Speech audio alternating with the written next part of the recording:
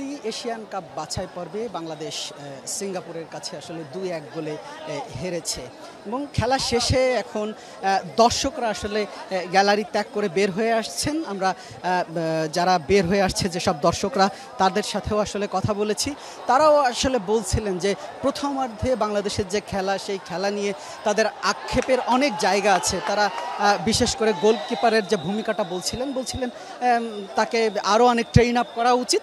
তবে তারা বাংলাদেশের এই খেলা নিয়ে আশাবাদী যে আজকে দ্বিতীয়ার্ধে বাংলাদেশ যে খেলা দেখিয়েছে, যেভাবে খেলেছে, যেভাবে প্রতিপক্ষকে মোকাবেলা করেছে, সব মিলিয়ে তারা বলছেন যে বাংলাদেশকে নিয়ে এখন বাংলাদেশের মানুষ যে স্বপ্ন দেখছেন সেই স্বপ্ন পূরণ হবে এবং অবশ্যই পূরণ হবে এমনটাই বলছেন। তবে প্রথমার্ধের পরের দৃশ্যটা যদি একটু বলতে চাই, প্রথমার্ধে যখন বাংলাদেশ আসলে 1 গোল খেয়ে যায় ঠিক তখনই আসলে স্টেডিয়াম থেকে আমরা ক্ষুব্ধ দর্শকদেরকে বেরিয়ে যেতে দেখেছি। বেরিয়ে যাওয়ার সময় অনেকে বলছিলেন যে এই আন্তর্জাতিক ম্যাচটা দেখার কারণে এত বেশি কষ্ট করেছি একটা টিকিটের জন্য, কিন্তু খেলার মাঠে এসে আমাদের সেই কষ্টটা আসলে ধূলিসাৎ হয়ে গেল, এমনটাই বলছিলেন তারা। আবার সেসব মানুষগুলো বাংলাদেশ যখন আবার একটি গোল করে বের হয়ে আসা সেসব মানুষগুলো আবার গ্যালারিতে ঢুকতে শুরু করে। আসলে তখন আসলে তাদের চোখে মুখে উচ্ছ্বাসের একটা আভা ছিল।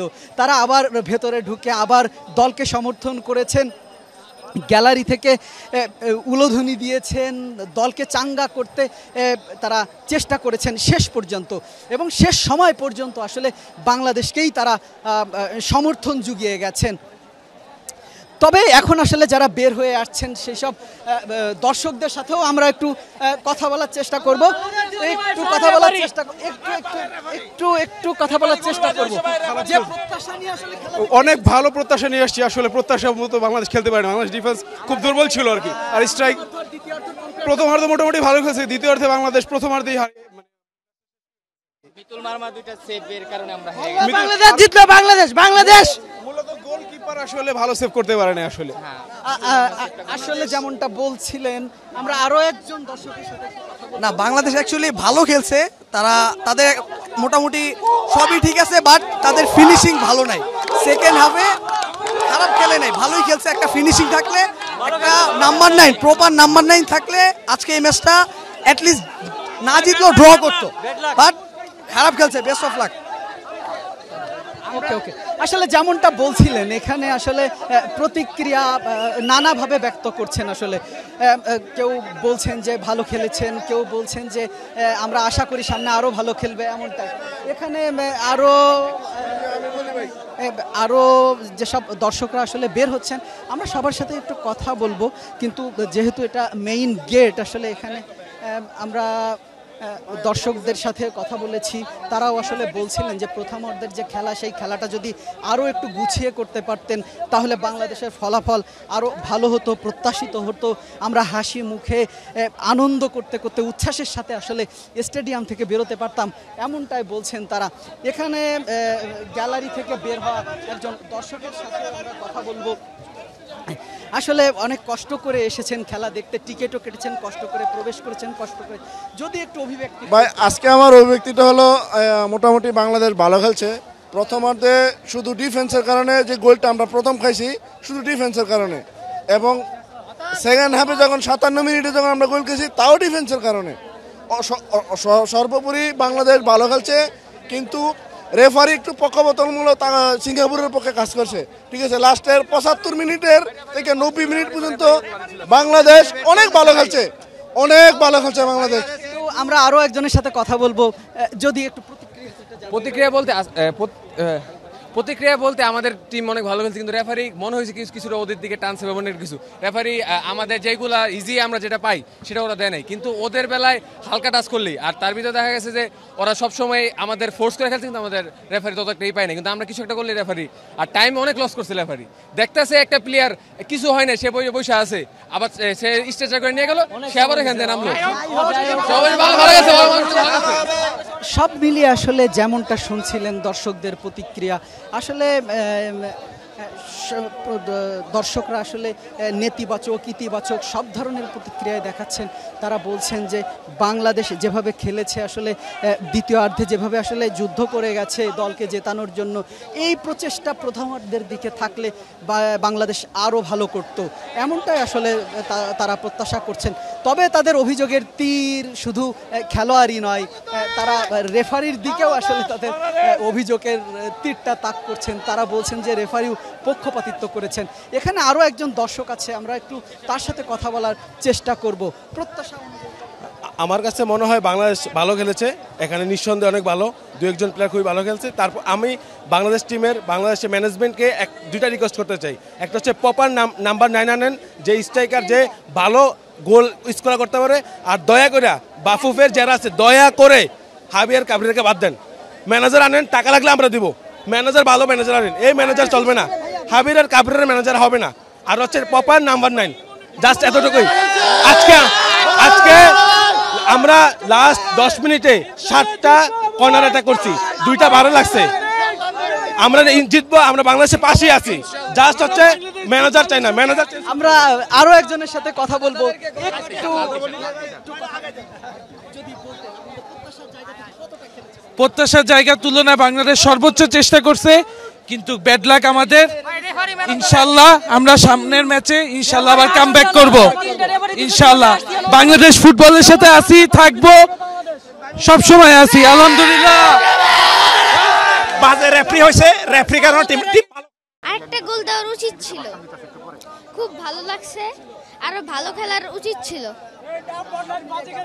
সব মিলে অনেক ভালো লাগছে। আমাদের ক্ষুদে দর্শকও আসলে বলছেন যে অনেক কষ্ট করে গ্যালারিতে পৌঁছালেও, দীর্ঘ সময় লাইনে দাঁড়িয়ে থেকে খেলা দেখতে ঢুকলেও যে কষ্টটা হয়েছে, বাংলাদেশের খেলা দেখে আসলে কষ্টটা কিছুটা হলেও লাঘব হয়েছে। তবে বাংলাদেশ জিতলে নিশ্চয়ই এই কষ্টই থাকতো না, আরও আনন্দ আরও উচ্ছ্বাস নিয়েই তারা গ্যালারি থেকে বাইরে বের হতেন। এখানে আসলে প্রচুর দর্শক আসলে কথা বলতে চায়, তাদের অভিব্যক্তি প্রকাশ করতে চায়। আমরা আরও কয়েকজন দর্শকের সাথে একটু কথা বলার চেষ্টা করব। একটু যদি বলতেন যে আপনাদের প্রত্যাশার জায়গাটা আসলে আমাদের আমরা যা চাচ্ছি তার থেকে ভালোই কিছুই পাইছি, কিন্তু আমরা ম্যাচটা জিততে পারি নাই। কিন্তু বাংলাদেশ টিম অনেক ভালো খেলছে সিঙ্গাপুর থেকে, কিন্তু বাংলাদেশের সিন্ডিকেট ভাঙতে হবে, ন্যাশনাল টিমের সিন্ডিকেট ভাঙতে হবে। সিন্ডিকেট ভাঙলে বাংলাদেশের ভবিষ্যৎ আরো সুন্দর হবে। আমরা আরো একজনের সাথে একটু কথা বলবো, একটু যদি বলতেন। আই থিঙ্ক যে হ্যাঁ মোটামুটি পূরণ হচ্ছে, কিন্তু আই থিঙ্ক সিন্ডিকেট এখনো রয়ে গেছে, সিন্ডিকেট এখনো ভাঙেনি। যার কারণে আমরা কিছু প্লেয়ার দেখেছি তারা খুবই আন্ডার পারফর্ম করেছে। এই জিনিসটা আসলে আমরা এক্সপেক্ট করি না। আমরা চাই যে বাংলাদেশের ফুটবলের উন্নতি হোক, আমরা রেগুলার মাঠে আসবো, খেলা দেখবো, এনজয় করবো। That's what we want. যেমনটা আসলে শুনছিলেন, তারা সবাই বলছেন, সবার মুখে আসলে একই কথা।